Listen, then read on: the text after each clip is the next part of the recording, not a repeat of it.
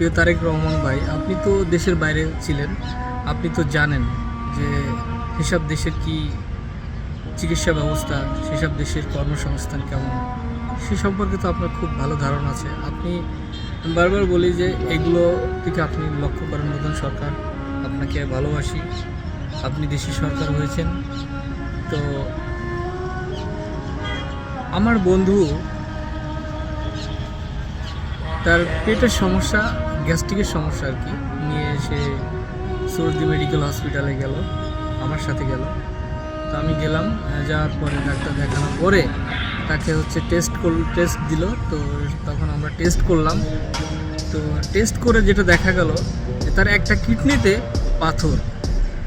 তো তখন সে অনেকটা ঘাবড়ে গেল যে আমার এই অবস্থা, আমি আসলে হচ্ছে গ্যাস্ট্রিকের সমস্যা, কোমরে ব্যথা নিয়ে আর কি আমার এটা হলো। তো পরে সে অনেকটা চিন্তায় পড়ে গেল। তারপরে সে আবার চিন্তা করলো, না আমি আবার ভালো করে আর একটা পরীক্ষা করবো বেসরকারি কোনো একটা মেডিকেল থেকে।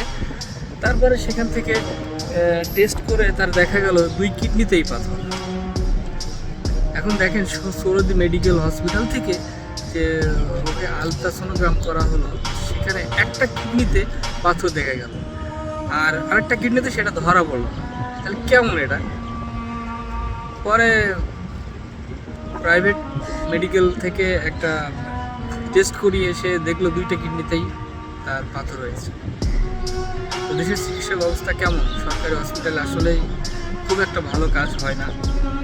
আপনার দেখেন, দেশের মানুষ তো অনেক গরিব মানুষ, যারা রিক্সা চালায়, ভ্যান চালায়, আরও অনেক খেটে খাওয়া মানুষ আছে। তাদের রোগ বা বিভিন্ন চিকিৎসার জন্য তাদের প্রচুর টাকা পয়সার ব্যাপার স্যাপার বাংলাদেশের চিকিৎসার জন্য। তো এই সরকারি হসপিটালগুলোই আপনারা যদি চিকিৎসার ব্যবস্থা ভালোভাবে করেন, তাহলে পরে কিন্তু এই দেশের মানুষগুলো এই সেবাগুলো পায়। এই দেশের মানুষগুলো দুঃখে দুঃখে মরতে হয় না। তো আমার উদ্দেশ্য একটাই যে আসলে এই সরকারি হসপিটালগুলো ভালো ভালো চিকিৎসার জন্য তৈরি করেন, ভালো চিকিৎসার জন্য ব্যবস্থা করেন।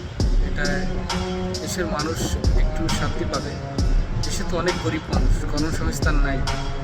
দেখেন না, রাস্তাঘাটে, ঢাকা শহরের রাস্তাঘাটে বের হওয়া যায় না, এত পরিমাণ রিক্সা, এত পরিমাণ, মানে কি অবস্থা, তারা কি করে খাবে? তারা এখন রিক্সা চালাচ্ছে, একটু টাকা বেশি ইনকাম করার জন্য তারা রিক্সা চালাচ্ছে।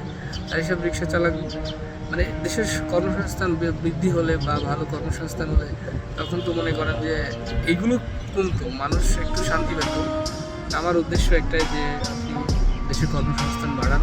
আপনি বাইরের দেশ থেকে দেখে আসছেন সেসব দেশের যে উন্নত ব্যবস্থা, জীবনযাপন, তো আপনি অবশ্যই এইগুলো একটু খেয়াল করবেন।